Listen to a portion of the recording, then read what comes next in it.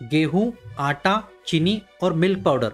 पार्ले जी के बिस्किट में मेनली ये 4 रॉ मटेरियल्स का इस्तेमाल किया जाता है और इन सारे रॉ मटेरियल्स की कीमतें पिछले 20-25 साल में कम से कम 10 गुना बढ़ चुकी है। मैन पावर कॉस्ट बढ़ा है, ऑपरेशनल कॉस्ट बढ़ा है, मशीनरी कॉस्ट बढ़ा है और ट्रांसपोर्टेशन का कॉस्ट भी बढ़ा है। तो सवाल यह है कि इतना सब कुछ बढ़ने के बाद भी पार्ले जी की कीमत क्यों नहीं बढ़ी? क्यों आज भी पार्ले की बिस्किट्स 5 रुपए में ही मिलती है? प्राइस ना बढ़ाने के पीछे कंपनी की स्ट्रैटेजी क्या है? और सबसे इम्पोर्टेंट बात, 1 रुपए का भी दाम ना बढ़ाते हुए भी कंपनी ने पिछले साल 13,600 करोड़ रुपए का टर्नओवर कैसे किया? इन्हीं सारे सवालों के जवाब हम इस वीडियो में देखने वाले हैं, तो वीडियो में लास्ट तक जरूर बने रहना। इस कहानी की शुरुआत होती है 1929 में, जब सूरत के एक युवा व्यापारी मोहनलाल दयाल ने मुंबई के पार्ला में स्थित एक पुरानी फैक्ट्री को खरीद लेते हैं और महात्मा गांधी के स्वदेशी आंदोलन से प्रेरित होकर इस फैक्ट्री का निर्माण करते हैं। इस फैक्ट्री में शुरुआती दौर में सिर्फ 12 कर्मचारी होते हैं और वो सभी मोहनलाल दयाल के परिवार के सदस्य ही होते हैं। दिन रात मेहनत करके वो लोग 1929 में कंपनी का पहला प्रोडक्ट बनाते हैं, लेकिन काम की हड़बड़ी में कंपनी का नाम रखना ही भूल जाते हैं। नाम का ये किस्सा सुलझाने के लिए मोहनलाल दयाल के दिमाग में एक आइडिया आता है। मुंबई के जिस इलाके में फैक्ट्री खड़ी होती है उसी एरिया का नाम कंपनी को देने का वो फैसला करते हैं और जन्म लेती है एक शुद्ध देसी भारतीय कंपनी, जिसका नाम होता है पार्ले। ऑरेंज कैंडी ये इस कंपनी का पहला प्रोडक्ट है। कैंडी बाजार में आती है, लोगों को इसका स्वाद पसंद आता है और धीरे धीरे कंपनी कारोबार में अपना पैर जमाने लगती है। जब ऑरेंज कैंडी की लोकप्रियता बढ़ रही थी तभी मोहनलाल दयाल बिस्किट बनाने का ठान लेते हैं, क्योंकि उस वक्त बिस्किट जैसा एक साधारण सा प्रोडक्ट भी सिर्फ अंग्रेजों तक ही सीमित था। उस समय भारतीय लोगों के लिए बिस्किट खाने के लिए तो छोड़ो, देखने के लिए भी नहीं मिलता था। और इसी सिचुएशन को चेंज करने के लिए मोहनलाल दयाल 1939 में बाजार में पहली शुद्ध देसी रूप से बनी भारतीय बिस्किट मार्केट में लेकर आते हैं, जिसका नाम होता है पार्ले ग्लूको बिस्किट। इसी बिस्किट को हम आज पार्ले जी के नाम से जानते हैं। अफोर्डेबिलिटी, अवेलेबिलिटी और बेहतरीन टेस्ट की वजह से पार्ले की पॉपुलैरिटी बहुत कम समय में बढ़ने लगती है। उस समय कंपनी ने कितना प्रॉफिट कमाया पता नहीं, लेकिन कई भारतीयों के जुबान को पहली बार बिस्किट का स्वाद चखाने का क्रेडिट अगर किसी को जाता है तो वो पार्ले को। बाद में सेकेंड वर्ल्ड वॉर के चलते बाजार में गेहूं की कमी के कारण कंपनी को थोड़े समय के लिए अपना प्रोडक्शन बंद करना पड़ता है। रॉ मटेरियल्स का प्रोडक्शन और सप्लाई चेन फिर से नॉर्मल होने के बाद 70 के दशक में पूरे जोर से कंपनी अपना प्रोडक्शन फिर से शुरू कर देती है। कॉस्ट, क्वालिटी, अफोर्डेबिलिटी और अवेलेबिलिटी, इन चारों पॉइंट्स पर कंपनी अपनी कैपेबिलिटी प्रूव कर देती है और मार्केट में पार्ले की सेकेंड इनिंग जोरदार और धुआंधार होती है। 80 के दशक में एक तरफ पार्ले ग्लूको बिस्किट का कारोबार तेजी से बढ़ रहा था, तो दूसरी तरफ ग्लूकोज ये नाम लेकर मार्केट में बहुत सारे नकली बिस्किट्स भी आ चुके थे।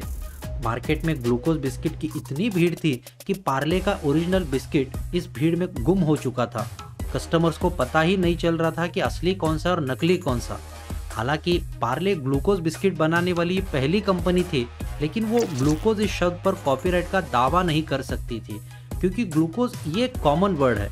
और इस पर काबू पाने के लिए कंपनी ने एक आइडिया लगाई। उन्होंने अपने इस ओरिजिनल नाम से ग्लूकोज शब्द को हटा दिया और उसमें से केवल जी ये एक अल्फ़ाबेट लेकर पार्ले जी इस नाम से बिस्किट का रीब्रांडिंग कर दिया। इस स्मार्ट रीब्रांडिंग स्ट्रेटजी के कारण पार्ले जी का ब्रांड एक बार मार्केट में फिर से सैकड़ों ग्लूकोज बिस्किट की भीड़ में अलग दिखने लगा और उसके बाद पार्ले जी ने कभी पीछे मुड़कर नहीं देखा। ब्रांडिंग का ये खेल जीतने के बाद अब कंपनी कॉस्ट की दौड़ में भी आगे रहना चाहती थी। पार्ले की कीमत कम से कम रखने के लिए कंपनी ने कई सारे हथकंडे अपनाए। पार्ले का कवर पहले कागज से ढका हुआ था, लेकिन जैसे जैसे महंगाई बढ़ती गई और कागज महंगा होता गया, उन्होंने इस कवर को प्लास्टिक में तब्दील कर दिया। पहले कवर पर गाय की तस्वीर हुआ करती थी, अब उसकी जगह एक छोटी बच्ची की प्यारी सी तस्वीर लगा दी। बीच में सोशल मीडिया पर यह अफवाह फैल रही थी कि पार्ले जी के कवर पर वो प्यारी सी छोटी लड़की सुधा मूर्ति की तस्वीर है। बाद में कंपनी ने ऑफिशियली ये डिक्लेयर कर दिया कि ये तस्वीर किसी इंसान की नहीं है, एक्चुअल में ये एक इमेजिनरी पिक्चर है जिसे 60 के दशक में एवरेस्ट क्रिएटिव ने बनाया था। मुंबई, बेंगलुरु, राजस्थान और हरियाणा सहित 10 जगहों पर आज कंपनी के अपने फैक्ट्रीज है। और इनमें से कोई भी फैक्ट्री मेन सिटी से 60 किलोमीटर से ज़्यादा डिस्टेंस पर नहीं है। डिस्टेंस जितना कम होगा ट्रांसपोर्टेशन कॉस्ट इतना ही कम होगा। ये लोग बल्क में रॉ मटेरियल की खरीदारी करते हैं। ह्यूज क्वांटिटी में डील करने की वजह से इन्हें रॉ मटेरियल बहुत सस्ता गिरता है। कवर को प्लास्टिक में तब्दील करके इन्होंने पैकेजिंग पर पैसा बचाया।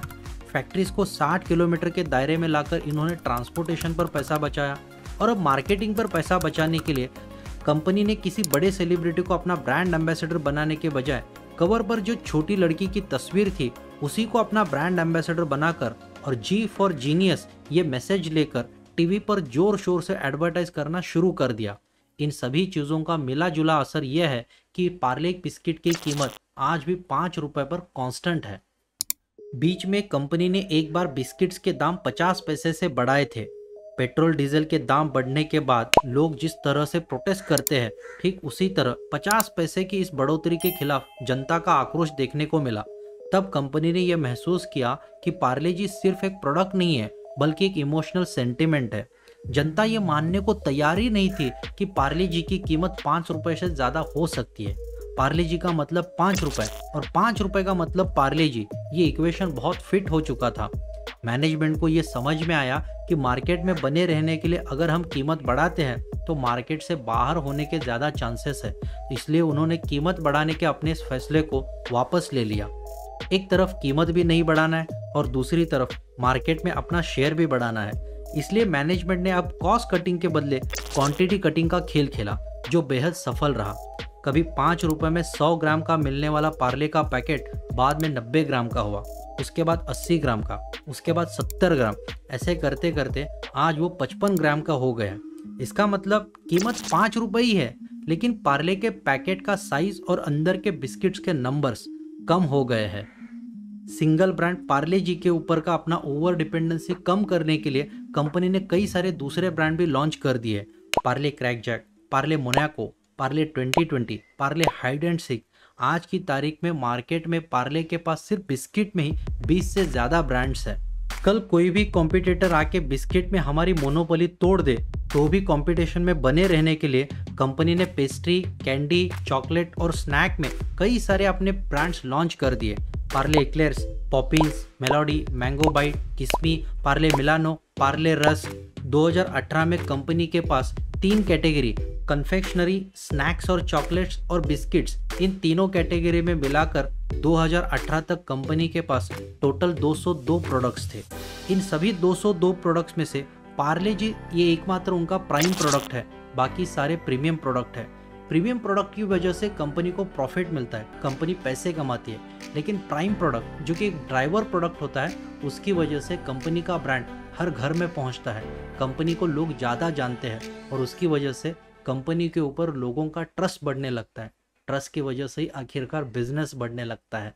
तो कंपनी के मैनेजमेंट को ये बात समझ में आई, जिस प्राइम प्रोडक्ट की वजह से कंपनी का ब्रांड वैल्यू बढ़ता है, लोगों का ट्रस्ट बढ़ता है, अगर उसकी कीमत हम 1-2 रुपए से बढ़ाते हैं तो हमारा फायदा कम और नुकसान ही ज़्यादा होने वाला है।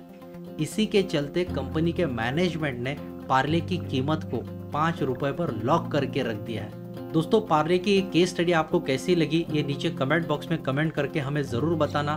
और ये वीडियो अगर आपको पसंद आए तो चैनल को लाइक करके सब्सक्राइब करना ना भूलें, ताकि YouTube बाबा हम पे खुश हो जाए और उनके ज़रिए ये वीडियो ज़्यादा से ज़्यादा पुश हो जाए। बहुत बहुत धन्यवाद।